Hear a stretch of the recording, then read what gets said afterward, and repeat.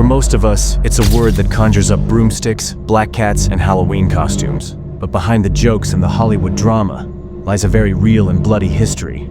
A history that saw thousands tortured, burned, and executed. A history that still, to this day, costs lives in countries around the world. And the most shocking part? Most of the so-called witches were never witches at all. So let's find out what actually is witchcraft. Where did it really come from? Why were people obsessed with hunting witches? And is witchcraft still alive today? This is Nocturnal Cases, history, unfiltered. In anthropological terms, witchcraft has been defined as the manipulation of spiritual forces to produce desired outcomes. In ancient times, these practices included healing illnesses using herbs, conducting rituals for rain or good harvests, casting protective charms against evil spirits. Not all witches were evil. In fact, in early societies, witches were often seen as healers, wise women, or protectors. The word witch comes from the Old English words Wicca, male sorcerer, and Wicci, female sorceress. And interestingly, Wicca today has evolved into a modern pagan religious movement, which we'll talk about later. But the problem started when fear, religion, and politics twisted witchcraft into something deadly.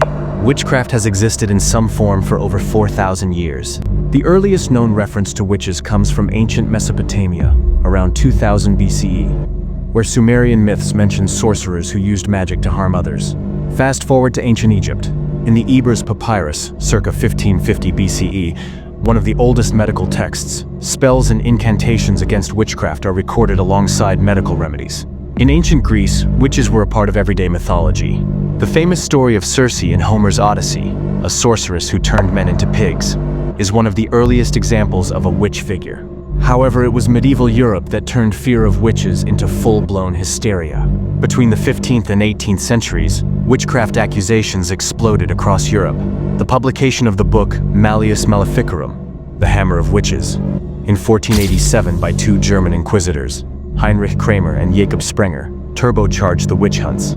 This book claimed that witches were real, that they made pacts with Satan, and that they needed to be eradicated by torture and execution if necessary. It was, to quote historian Brian Levac, the most vicious and damaging witch-hunting manual ever published.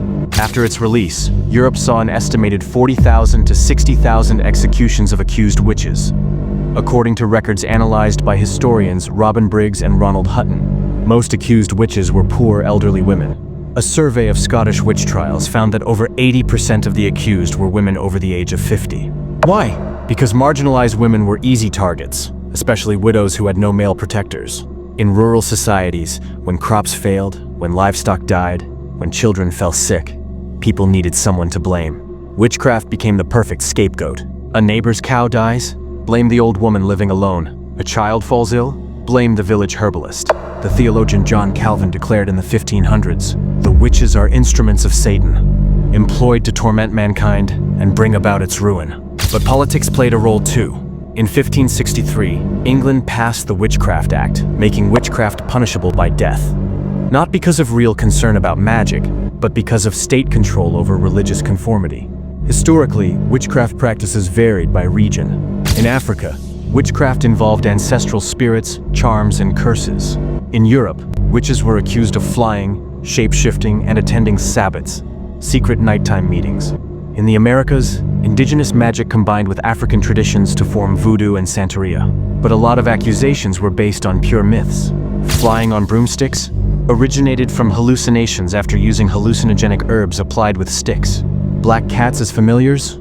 Just common pets, vilified by superstition. As pointed out by researcher Diane Purkis, most of what we think of as witchcraft was invented by the imaginations of judges and inquisitors. Real historical witchcraft was more about herbal medicine, divination, and folk rituals, not evil sorcery. Surprisingly, yes. In fact, witchcraft remains widespread today. In 2021, the Pew Research Center found that approximately 4 in 10 Americans believe in psychics and the power of magic. Modern witchcraft movements like Wicca, neo-paganism, and traditional witchcraft have seen a massive revival, especially among young people disillusioned with organized religion. Wicca, for example, is legally recognized as a religion in the United States. But in some parts of the world, belief in harmful witchcraft still leads to violence.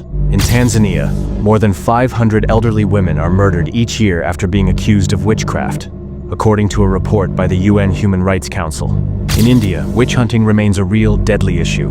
According to India's National Crime Records Bureau, more than 2,500 people, mostly women, were killed for being labeled witches. States like Jharkhand, Odisha, and Assam have seen regular witch killings, despite laws meant to prevent them. The Hindustan Times reported in 2020 about a brutal case where 5 women were dragged from their homes and lynched by villagers in Jharkhand, simply because local shamans blamed them for a child's illness.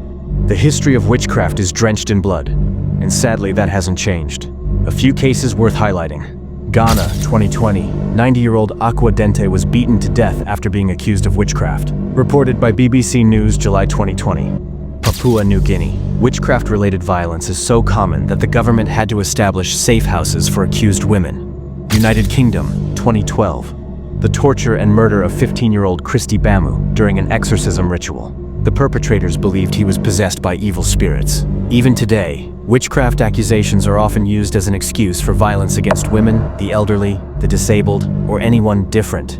When we hear the word witch today, we might laugh, thinking about pointy hats and Halloween decorations. But the truth is far darker. Witchcraft, or more accurately, the fear of witchcraft, has been a tool of oppression, violence, and murder for centuries.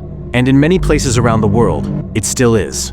The question is, how long will we keep believing in monsters that don't exist, while becoming monsters ourselves?